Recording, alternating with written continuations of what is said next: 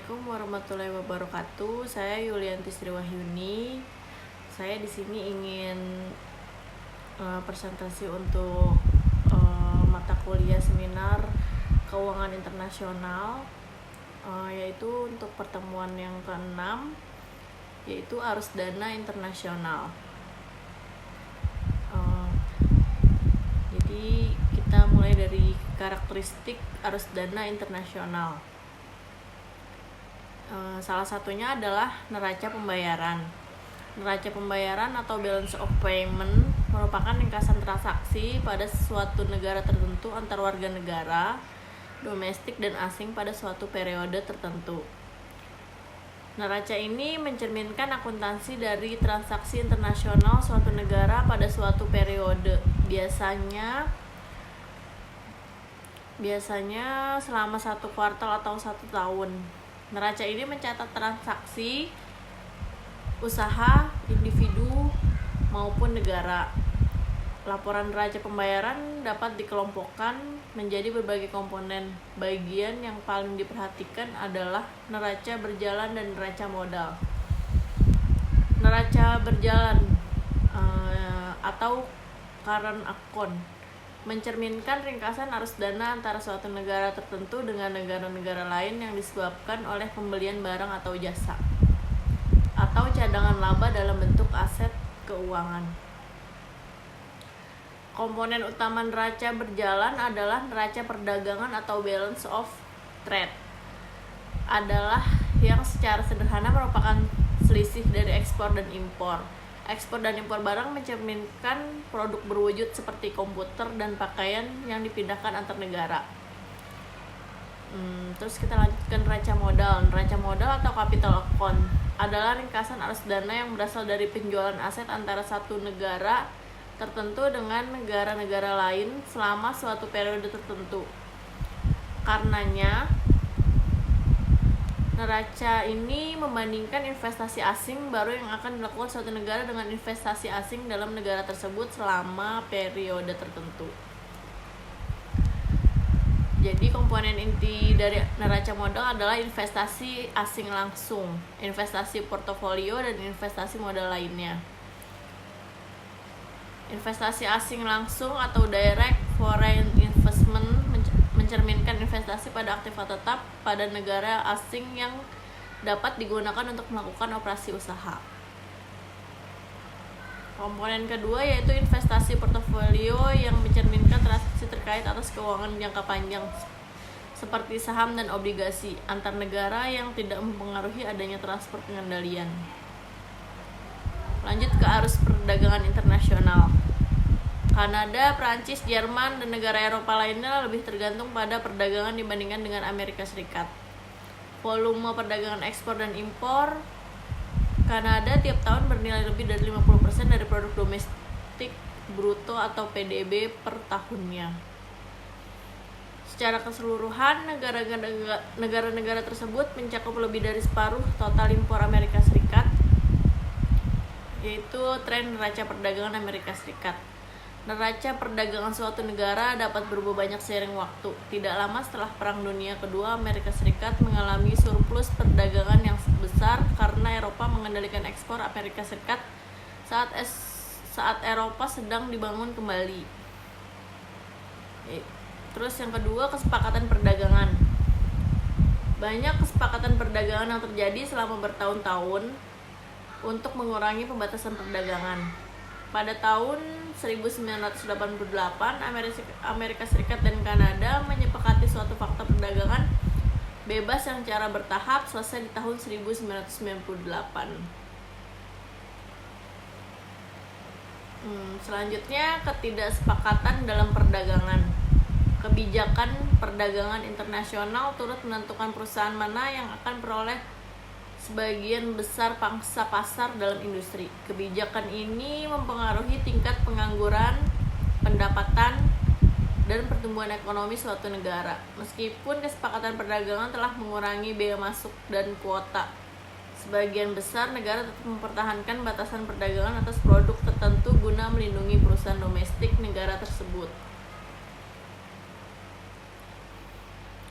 Namun mereka tidak sepakat mengenai Namun mereka tidak sepakat mengenai apakah pemerintahan diperbolehkan untuk menggunakan batasan perdagangan yang lebih lunak terhadap perusahaan asing atau memberikan insentif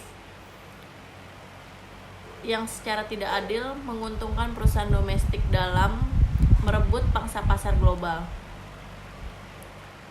Situasi yang biasa terjadi seperti berikut ini.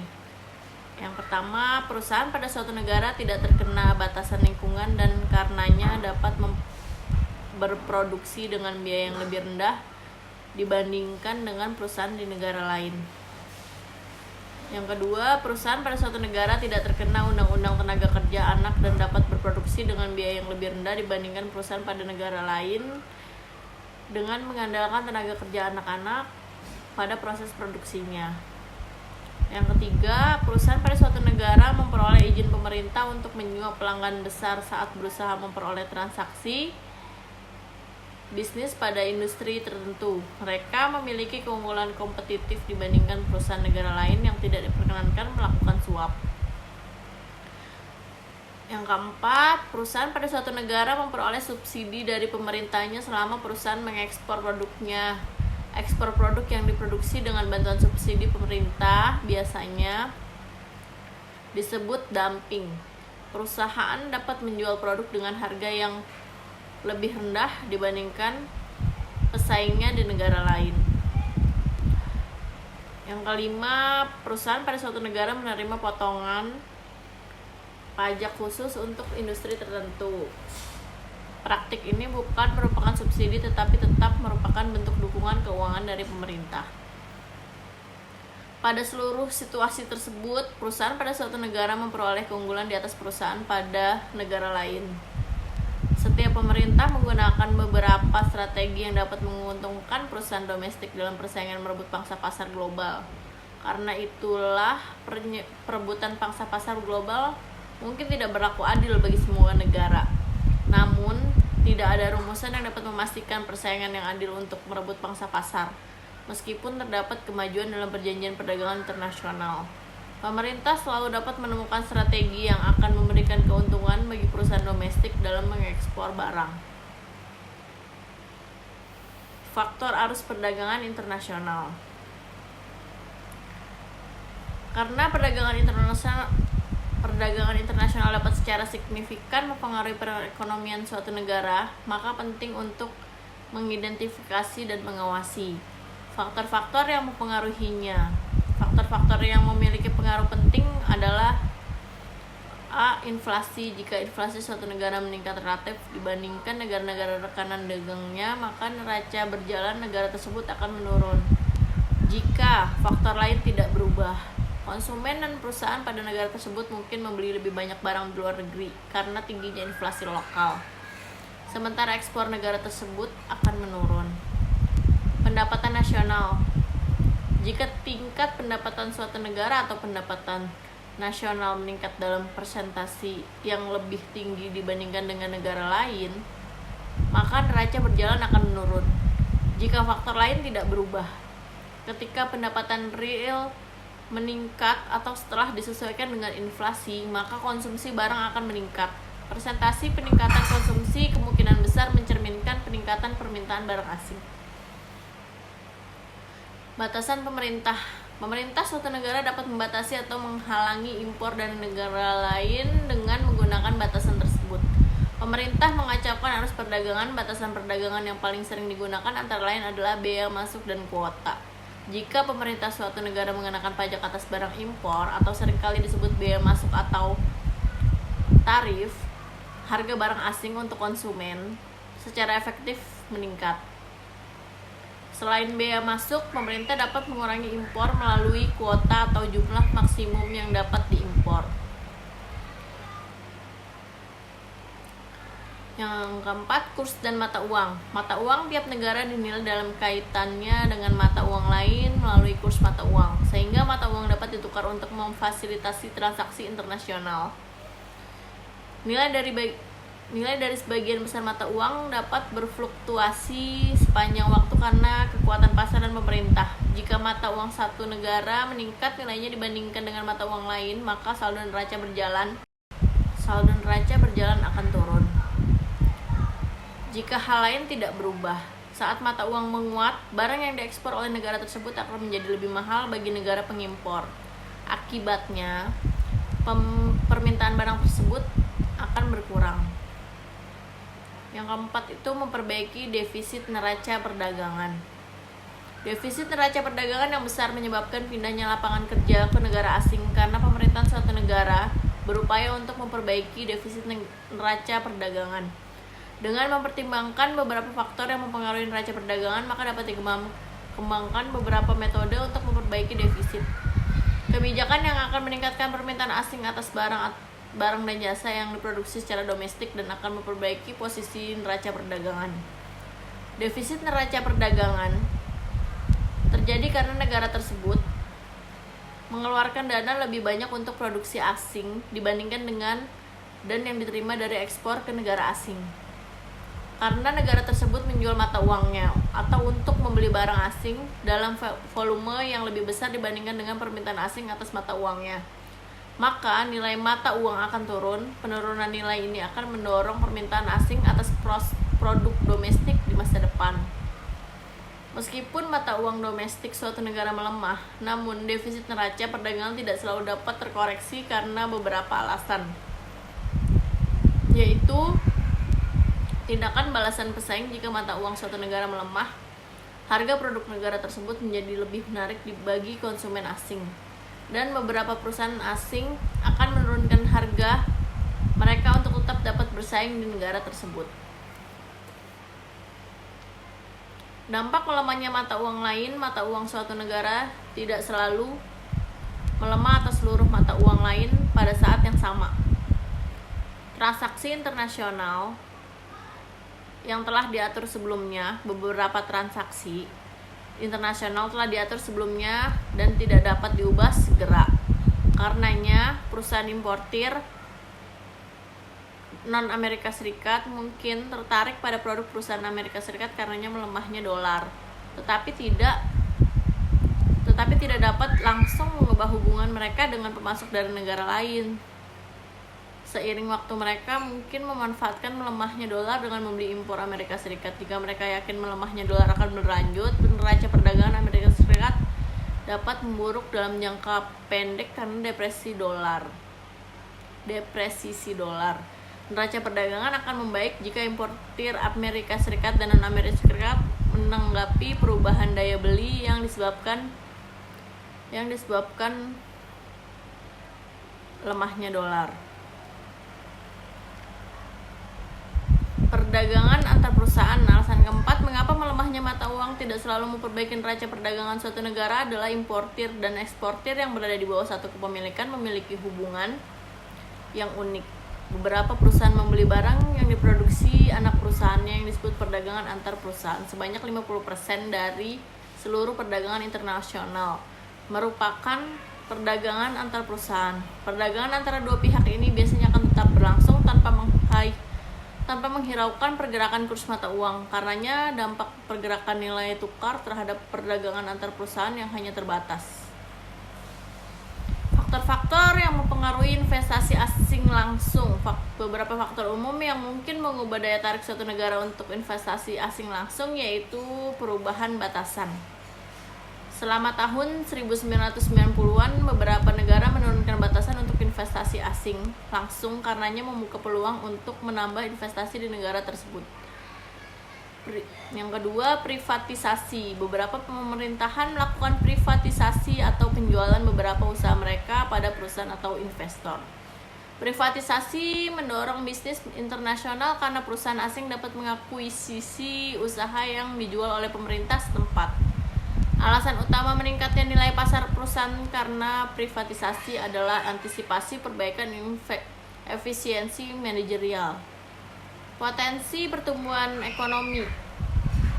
Negara yang memiliki potensi pertumbuhan ekonomi yang lebih tinggi akan lebih menarik investasi asing langsung karena perusahaan yakin dapat memperoleh manfaat dari pertumbuhan ekonomi tersebut dengan beroperasi di negara itu. Tarif pajak. Negara yang mengenakan tarif pajak relatif rendah atas laba perusahaan akan lebih menarik investasi asing langsung saat menilai kemungkinan melakukan investasi. investasi. Perusahaan mengestimasi arus kas setelah pajak yang dapat diperoleh dari investasi tersebut. Nilai tukar, perusahaan cenderung lebih suka melakukan investasi di negara yang mata uangnya diperkirakan akan menguat dibandingkan mata uang investor. Di negara di mana mata uang negara tersebut relatif lebih murah atau lemah, kemudian laba dari usaha baru ini secara berkala akan dikonversi kembali menjadi mata uang perusahaan investor pada saat kurs mata uang membaik. Faktor-faktor yang mempengaruhi investasi portofolio internasional. Untuk melakukan investasi portofolio asing langsung di suatu negara dipengaruhi oleh faktor-faktor berikut: tarif pajak atas bunga atau dividen, tingkat bunga, kurs mata uang.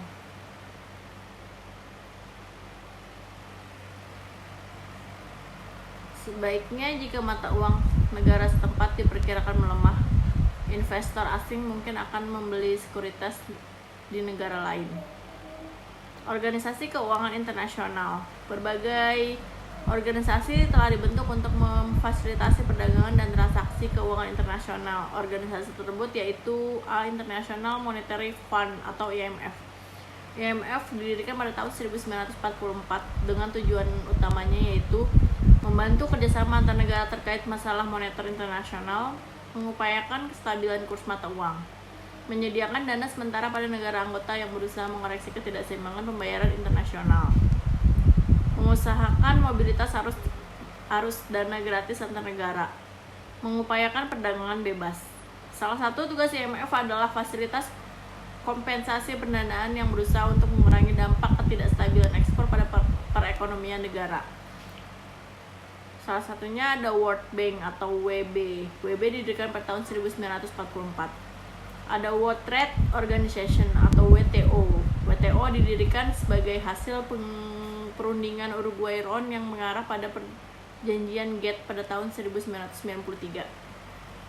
International Financial Corporation atau IFC. IFC dibentuk tahun 1956 untuk membantu pendirian perusahaan dalam suatu negara.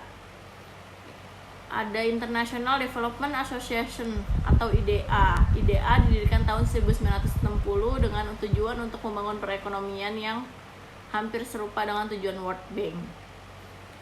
Terus ada Bank for International Settlements atau BIS. BIS didirikan untuk memfasilitasi kerjasama antar negara terkait dengan transaksi internasional. Jadi kesimpulannya, hampir semua negara berkembang memiliki karakteristik yang sama, yaitu kekurangan modal.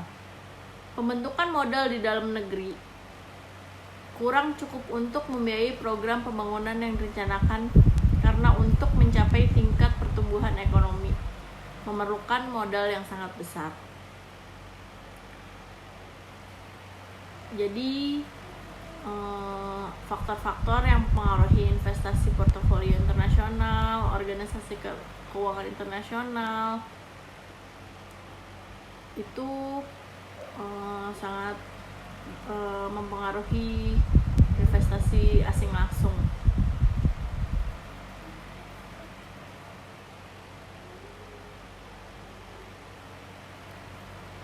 Cukup sekian presentasi dari saya, Yulianti Sriwahyuni. Wabillahi taufiq wal hidayah. Wassalamualaikum warahmatullahi wabarakatuh.